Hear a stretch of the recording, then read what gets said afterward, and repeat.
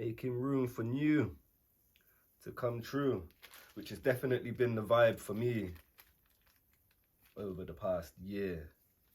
A lot of letting go, a lot of shedding.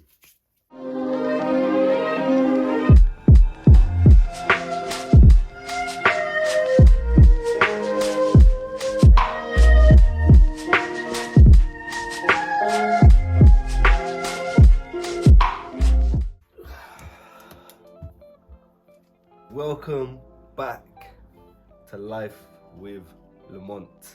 It has been 10, 11 months since I last done a vlogging video and gave you an update into what was going on in the world of Laymont, and so many changes have taken place. It's been a roller coaster of a journey.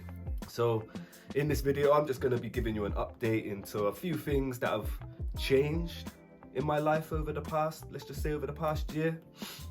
And one of the first things to share is that, of course, from my last vlogging video, I was living in London, living in the fast-paced city, and as much as I loved it, there were just a lot of factors that were missing for me. Family, friends, also being close to nature was something that was extremely difficult for me to be without. You know, growing up so close to nature in Bristol, living in Wales for a period of time, and then moving to London, I really did feel, you know, that heaviness of being within the concrete jungle. So last year at the end of May, I made the decision to move back to Bristol, move back to the town where I was born and raised, you know, and lived for the first 30 years of my life before moving over the bridge into Wales. And it was hard because I hadn't lived in Bristol for 5 years. Coming back, there was a sense of it feeling like, you were going back to square one. I had to move back in with my stepmom and use that time to reground myself. So yeah, that was very humbling, but also at the same time necessary. I needed to come home.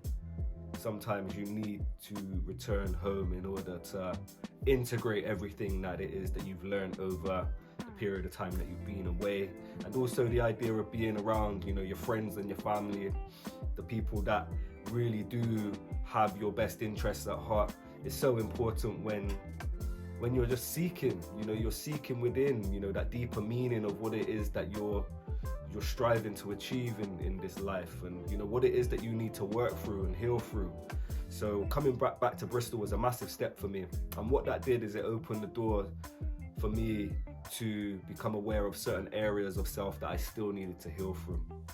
So once I'd moved back to Bristol, I ended up seeking therapy for the first time in my life, and I spent 6 weeks doing a therapy program that enabled me to work through some of my childhood wounds, some of the traumas that had impacted how I show up in certain areas of my life. So yeah, one thing that I would say to anybody who hasn't done therapy but has been thinking about it is something that I would highly recommend. It's something that was very beneficial for me, very empowering, in the way of just enabling me to be more aware. But also, since I come back, there's been a lot of letting go, a lot of forgiving myself and letting go of the guilt that I may hold from how I've shown up in the past, but also letting go of certain things that I've had attachments to that have been preventing the further development and growth of self.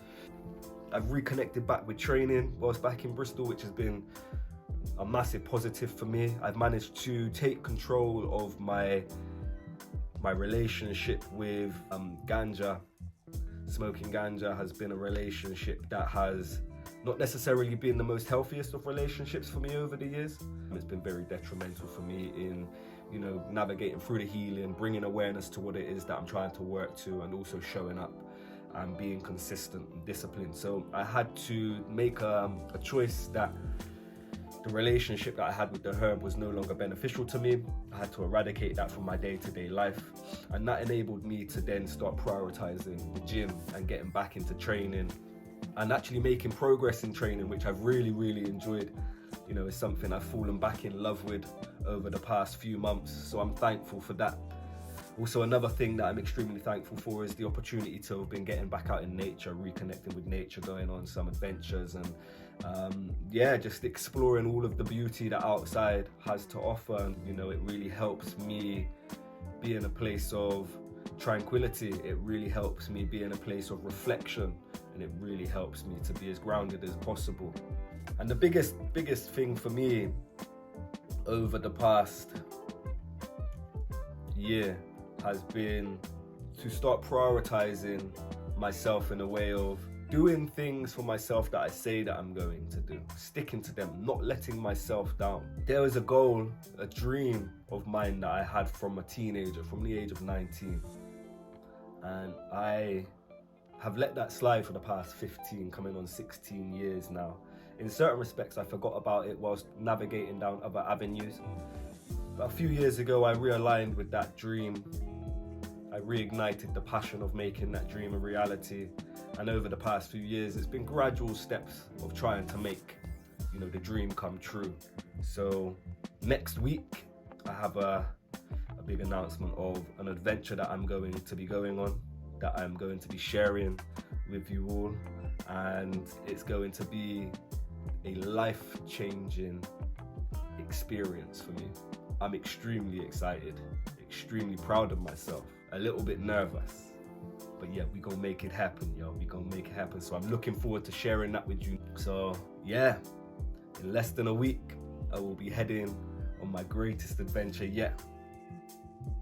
And the dream that I've had for 15 years will become a reality.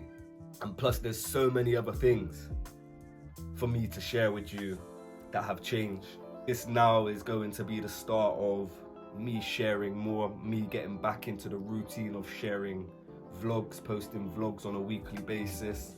Don't forget to like the video and hit that subscribe button, you know, to make sure that you're staying up to date with all of the new releases that will be coming your way. But until then, sending peace, love and power, and I will catch you on the flip side.